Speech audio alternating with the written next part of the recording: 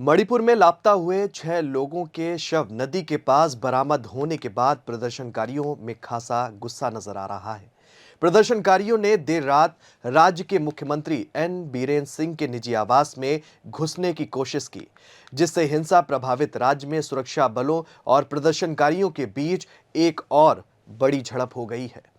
Police ने कहा है कि प्रदर्शनकारियों ने मुख्यमंत्री एन बीरेन सिंह के दामाद समेत कुछ विधायकों के घरों में जमकर तोड़फोड़ भी की और उनकी संपत्तियों को आग लगा दी, जबकि सुरक्षा बलों ने इम्फाल के विभिन्न हिस्सों में प्रदर्शनकारियों को तितिर-बितिर करने के लिए आंसू गैस का इस्तेमाल तक किया।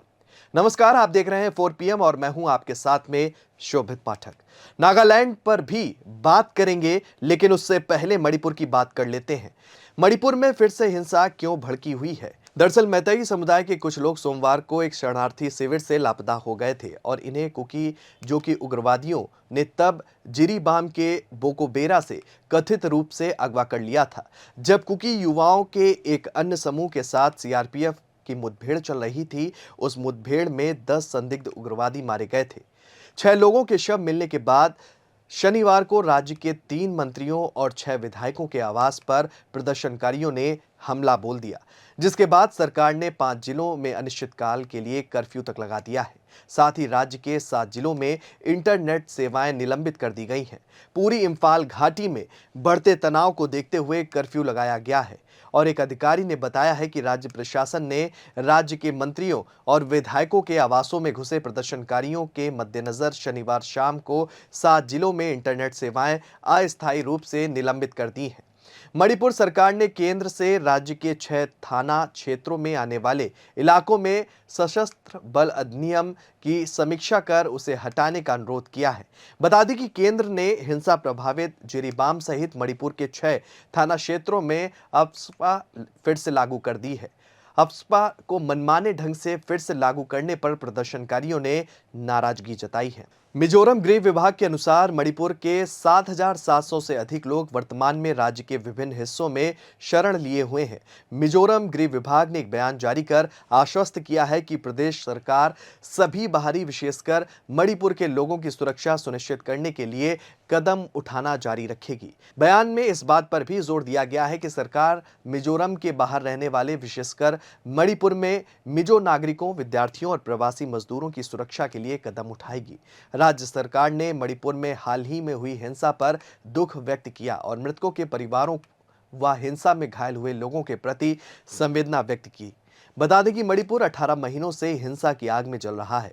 पूर्वोत्तर के इस राज्य में 3 मई 2023 को हिंसा का दौर शुरू हुआ था, लेकिन आज 18 महीनों के बाद भी अशांति बरकरार है।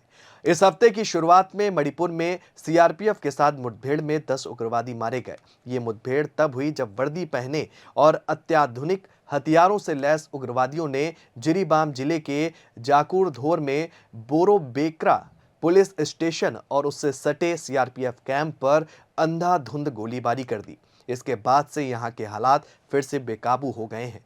मणिपुर फिर से जल रहा है। वहां के लोगों के सामने आजीविका और गुजर बसर करने का संकट तक खड़ा हो गया है और ऐसे में केंद्र सरकार का ढीला रवैया कई सवाल खड़े कर रहा है। और मणिपुर के साथ अब नागालैंड में भी तेजी से घटनाक्रम बदल रहा है। बता दें कि नागालैंड में फिर से संकट क्यों गहरा रहा है, ये अब समझ लेते हैं। आपको बता दें कि मणिपुर लगातार जल रहा है और ऐसे में पूर्वोत्तर के एक अन्य राज्य नागालैंड में एक और संकट सिर उठाने लगा है। National socialist council of Nagaland के इसाक मुइया गुट ने एक बयान जारी कर हिंसक सशस्त्र प्रतिरोध फिर से शुरू करने की धमकी दी है। उसका कहना है कि नागा राजनीतिक समस्या को हल करने के लिए दोनों पक्षों द्वारा हस्तांतरित 2015 फ्रेमवर्क समझौते का सम्मान नहीं किया गया। NSCN-IM ने चेताया है कि अगर केंद्र उसकी मांगे मानने के लिए तीसरे पक्ष के हस्तक्षेप के लिए सहमत नहीं हुआ तो वह फिर से संघर्ष शुरू करेगा। उसकी मांगों में नागाओं के लिए एक अलग ध्वज और संविधान पर गतिरोध बना हुआ है। आपको बता दें कि 2015 में प्रधानमंत्री नरेंद्र मोदी की उपस्थिति में NSCN-IM इसाक मुइया गुट के साथ एक रूपरेखा समझौते पर हस्ताक्षर किए गए थे। NSCN-IM इसाक मुइया गुट ने अपने बयान में कहा कि हम 3 अगस्त 2015 को किए गए फ्रेमवर्क समझौते के पत्र और भावना के साथ घृणित विश्वासघात को लेकर नाखुश हैं। उन्होंने आगे कहा कि हिंसक टकराव पूरी तरह से भारत और उसके नेतृत्व द्वारा जानबूझकर विश्वासघात और प्रतिबद्धता के उल्लंघन के कारण होगा। एनएससीएन के महासचिव और मुख्य राजनीतिक वार्ताकार थुईलेंग मुइया द्वारा हस्ताक्षरित 5 पेज के बयान में कहा गया है कि एनएससीएम नागाओं के अद्वितीय इतिहास, संप्रभुता, स्वतंत्रता, क्षेत्र ध्वज और संविधान की रक्षा और सुरक्षा करेगा, चाहे कुछ भी हो जाए। द हिंदू की एक रिपोर्ट के अनुसार एक सरकारी सूत्र ने बताया है कि ये बयान टी मुइया के नाम से उनके 2 चीन स्थित सहयोगियों मुथिंग शिमराय और पामशिन मुइया द्वारा तैयार किया गया है। सूत्रों ने यहां तक बताया है कि 90 वर्षीय मुइया की तबीयत अब ठीक नहीं है और वे हाल के ही सरकारी वार्ताओं में शामिल नहीं हुए। वर्तमान में वे दीमापुर के हेब्रोन कैंप में अपने निवास पर हैं। 20 सितंबर को पामशिन मुइया को एनएससीएन का राष्ट्रीय सुरक्षा सलाहकार नियुक्त किया गया था। सशस्त्र विरोधी समूह ने 1997 में केंद्र सरकार के साथ एक संघर्ष विराम समझौते पर हस्ताक्षर किए थे। बयान में कहा गया कि मुइया और उनके मित्र स्वर्गीय इसाक चिसी सू ने 1997 में नागा राजनीतिक मुद्दे को शांतिपूर्ण वार्ताओं के माध्यम से हल करने के लिए बातचीत में वो शामिल हुए थे। इसमें यह भी कहा गया कि 1997 के समझौते के व्यापक सिद्धांत थे कि वार्ताएं बिना शर्त होंगी और प्रधानमंत्री के स्तर पर होंगी, किसी तीसरे देश में होंगी और एक तीसरे पक्ष के गवाह के सामने होंगी। उन्होंने यहां तक कहा कि भारत सरकार और एनएससीएन के बीच 600 से अधिक राजनीतिक वार्ताएं उन सिद्धांतों के आधार पर हुई हैं और 2002 की संयुक्त विज्ञप्ति ने नागाओं के अद्वितीय इतिहास को, स्थिति को मान्यता दी और स्वीकार किया। उन्होंने दावा किया कि 2015 के फ्रेमवर्क समझौते ने नागा मुद्दे को 2 संप्रभु संस्थाओं के राजनीतिक संघर्ष के रूप में मान्यता दी और स्वीकार किया, क्योंकि इसमें संप्रभु शक्तियों को नए संबंध में साझा करने की बात कही गई थी। आपको बता दें कि 2015 में नागा शांति वार्ता के वार्ताकार आर.एन. रवि द्वारा समझौते पर हस्ताक्षर किए गए थे। रवि वर्तमान में तमिलनाडु के राज्यपाल हैं। 2021 में स्थानांतरित होने तक वो नागालैंड के राज्यपाल का प्रभार संभाल रहे थे। तब से कोई नया वार्ताकार नियुक्त नहीं किया गया है।